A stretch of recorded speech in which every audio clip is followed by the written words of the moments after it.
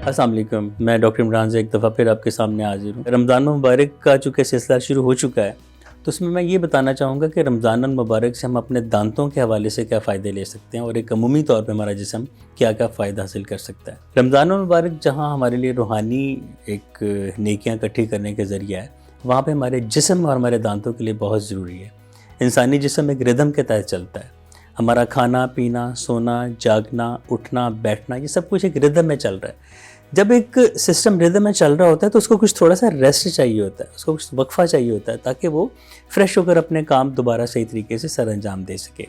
रमज़ान के अलावा बाकी दिनों में ये होता है कि हम नाश्ता करते हैं, फिर दोपहर का खाना खाते हैं, फिर रात का खाना खाते हैं, शाम को भी कुछ खा लिया, नाश्ते से लंच के बीच में कोई मौका मिला उसमें भी कुछ खा लिया। तो उसमें है कि हमारे दांत और हमारे जो फेशियल मसल्स हैं हर वक्त मसरूफ़ रहते हैं, वो थक सकते हैं। लेकिन रमज़ान में चूँकि स्पेसिफ़िक टाइम्स हैं तो उसमें एक वही बात कि रिदम के साथ हम अपने दांतों का इस्तेमाल कर सकते हैं। रमज़ान मुबारक के हवाले से क्वेश्चंस आते हैं कि जी दांतों का इलाज हो रहा हो तो ट्रीटमेंट कराना चाहिए या नहीं कराना चाहिए। तो दांतों का कोई भी ऐसा ट्रीटमेंट ऐसा नहीं है चंद एक के अलावा कि जिसमें हम रोज़ा छोड़ने का कहें। आप सहरी के वक़्त अपनी दवाइयों के एडजस्टमेंट अपने डेंटिस्ट से मशवरे के साथ करके इलाज अपना जारी रख सकते हैं, जैसा कि रूट कैनाल ट्रीटमेंट है, फिलिंग है, दांतों की स्केलिंग, पॉलिशिंग है। ये जितने सारे प्रोसीजर्स हैं ये ट्रीटमेंट के, इनके लिए रोज़ा छोड़ने की ज़रूरत नहीं है, ये सब रोज़े की हालत में करवाए जा सकते हैं। अब यहाँ ये सवाल पूछा जाता है कि सहरी और इफ्तारी में क्या खाया जाए। सहरी में ऐसी चीज़ें खानी चाहिए जिनसे कि आपको दिन भर में प्यास ना लगे, लाइक बहुत ज़्यादा तली हुई चीज़ें, फ्राइड चीज़ें, ऑयली चीज़ें मत खाएं जिनसे आपको दिन में प्यास महसूस हो और आप तंगी महसूस करें। चाय और कॉफ़ी या जितने कैफ़ीनेटेड ड्रिंक्स हैं ये नहीं पीने चाहिए क्योंकि ये सब डायूरेटिक्स होते हैं। डायूरेटिक्स कहते हैं पेशाब आवर चीज़ों को। चाय और कॉफ़ी से और ऐसे तमाम ड्रिंक से दिन में पेशाब बार बार आता है, जिससे कि आपके जिस्म में पानी की कमी हो सकती है, डिहाइड्रेशन हो सकती है। उससे क्या होता है कि एक तो रोज़ा गुजारने में तंगी होगी, दूसरा मुँह खुश्क हो जाता है। अब खुश्क मुँह को हम अपनी टर्मिनोलॉजी में ज़ीरोस्टोमिया कहते हैं या ड्राई माउथ कहते हैं। ड्राई माउथ से और बहुत से दांतों को और मसूड़ों के मसाइल पैदा हो सकते हैं। इसका एक तो हल ये है कि आप सहरी में पानी का इस्तेमाल थोड़ा सा कर लें, ज़्यादा कर लें। दही खाएं ताकि दिन में प्यास ना लगे। दही वैसे भी इसमें कैल्शियम होता है जो कि हमारे दांतों के लिए बेहतर है, और दही में कुछ ऐसे बैक्टीरिया होते हैं जो कि हमारी इनिशियल डाइजेशन, जो इब्तदाई हमारे जो हाजमे का प्रोसीजर है उसके लिए बेहतर होते हैं। इसके अलावा आप देखें कि इस्लाम कितना आसान मज़हब है कि मुँह खुश्क रहने से बचने के लिए हम जो बीच में नमाज़ें आती हैं उनमें वज़ू करते हैं तो आपका मुँह से भी गीला रहता है। और अगर आप बीच में मिसवाक कर लें, अगर आपको ज़्यादा फ़ील हो रहा है कि मुँह खुश्क हो रहा है तो मिसवाक का इस्तेमाल करें। मिसवाक में भी फ्लोराइड होता है और कुछ 16-17 और ऐसे बेनिफिशियल एलिमेंट्स हैं जो कि दांतों के लिए बेहतर होते हैं। अब हम आते हैं कि इफ़्तार हमेशा खजूर से करें, ये सुन्नत रसूल सल्लल्लाहु अलैहि वसल्लम भी है।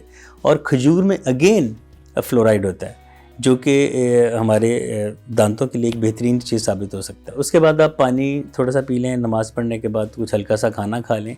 अगेन इफ़्तार में भी कुछ ऐसी चीज़ें खाएं जो कि आपके दांतों के लिए बेहतर हों, मसलन फाइब्रस चीज़ें जो कि दांतों में फंसे नहीं।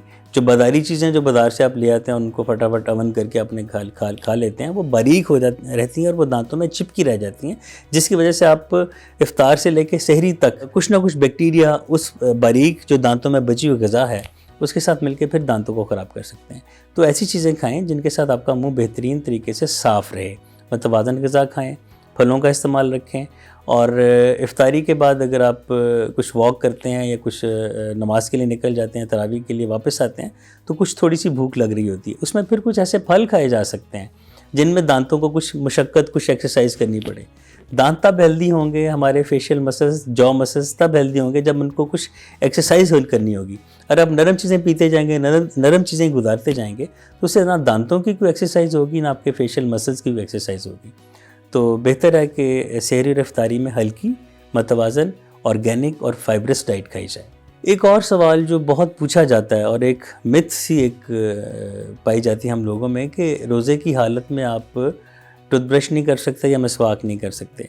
ऐसा कतन नहीं है। हमने बहुत से मकातबे फ़िक्र के उलमा से पूछा तो सब जगहों से हमें यही जवाब मिला कि मिसवाक और ब्रश कर लेने में कोई हरज नहीं है, अलबत्ता उसमें एहतियात कर ली जाए कि वो आगे गुजरे नहीं गले से ताकि रोज़ा टूटे या मकरूह ना हो। देखें, रोज़ादार के मुंह की जो स्मेल है वो अल्लाह ताला को बहुत पसंद है, लेकिन हो सकता है कि वो स्मेल इतनी हो कि आपके साथ वाले लोग उससे परेशान हो रहे हों।